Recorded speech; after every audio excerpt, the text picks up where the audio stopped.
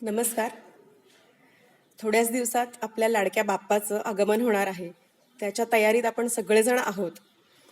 आपल्या सगळ्यांच्या मनात ह्या निमित्ताने काही प्रश्न उभे राहतात. बालगोपाळांच्या मनातही विशेष करून प्रश्न असतात, जसे मोठ्यांच्या मनात असतात.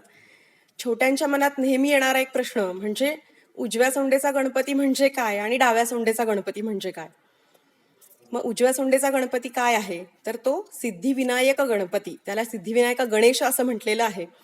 आणि तो त्वरित फल देणारा आहे असं त्यामागे सांगितलं जातं. हा जो गणपती आहे त्याची उपासना करणं, त्याची साधना करणं अतिशय कठीण आहे. आणि योगमार्गाने जे साधना करणारे साधक आहेत, तर हे सगळे साधक सांगतात की त्याच्या उजव्या सोंडेची ते ओंकाराशी त्याचं साधर्म्य जोडतात. त्यामुळे ह्याची उपासना थोडीशी कठीण आहे. आपल्याकडे जो बहुतांशी पूजिला जातो तो डाव्या सोंडेचा गणपती आहे, जो आपण भाद्रपद शुक्ल चतुर्थी ह्या दिवशी त्याची प्रतिष्ठापना आपण करत असतो. आणि त्याची पूजा तुलनेनेही सोपी आहे. आपण गणपती आपल्याकडे आणतो, त्याची पूजा करतो.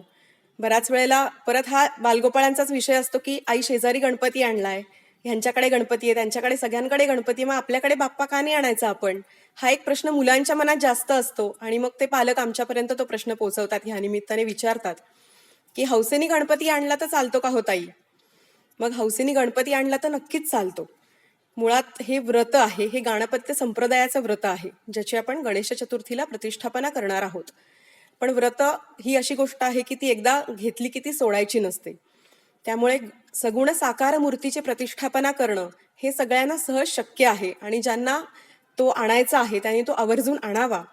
पण हे आणताना घरातल्या ज्येष्ठ मंडळींनी मात्र त्याची पूजा अर्चा, आरती आणि मग विसर्जन त्याचं व्यवस्थित होतंय की नाही ह्याकडे लक्ष द्यावं.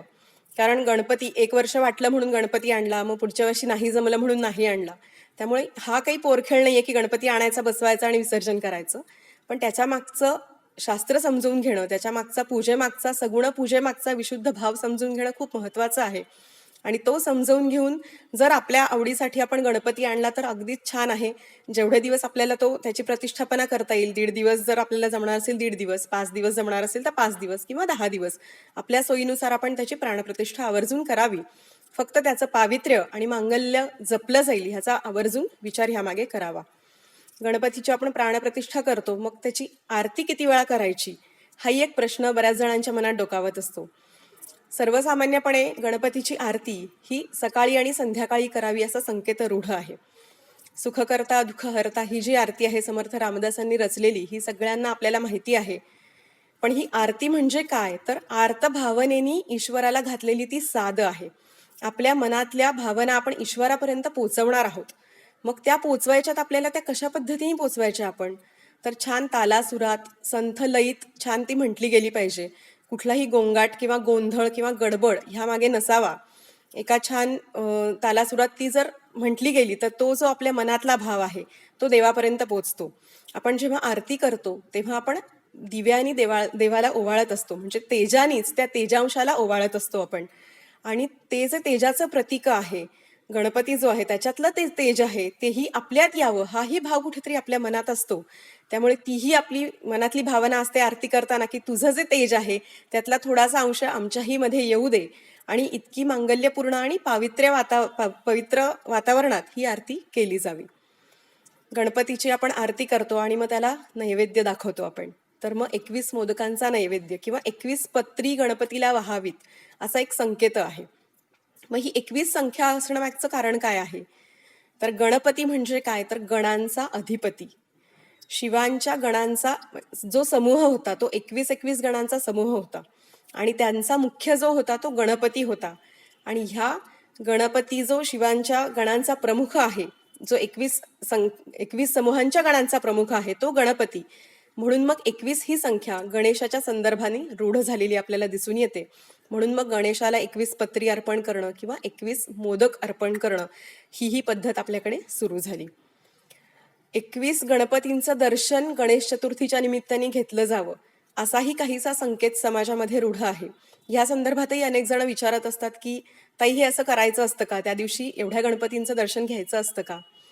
प्रत्येक देवतेच्या संदर्भाने काही चालीरीती, रूढी आपल्या समाजात रूढ झालेल्या आहेत. तशा गणपतीच्याही संदर्भात आहेत.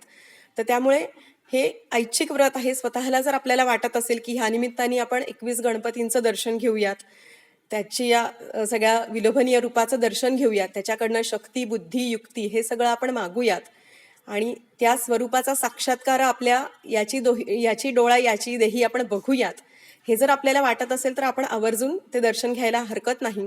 काही जण हे व्रत म्हणून व्यक्तिगत व्रत म्हणून स्वीकारतात, ते करायला हरकत नाही. पण एखाद्या वर्षी जर त्याच्यात खंड पडला तर अपराधीपणाची भावना वाटून घ्यायचं काहीच कारण नाही.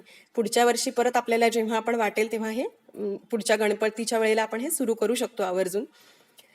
आता येणारा जो गणेशोत्सव आहे, आपण एका वेगळ्या काळामध्ये ह्या उत्सवाला सामोरे जातो आहोत. ह्या विघ्नहर्त्याच्या चरणी आपण एकच प्रार्थना करूया, ह्या संकटातून आम्हाला लवकरात लवकर बाहेर काढ आणि पुढच्या वर्षी त्याच जोशात, उत्साहात तुझ्या स्वागताची तयारी आम्हाला करता येऊ दे. हीच एक प्रार्थना ह्या गणरायाच्या चरणी ह्या निमित्ताने अर्पण करते. धन्यवाद.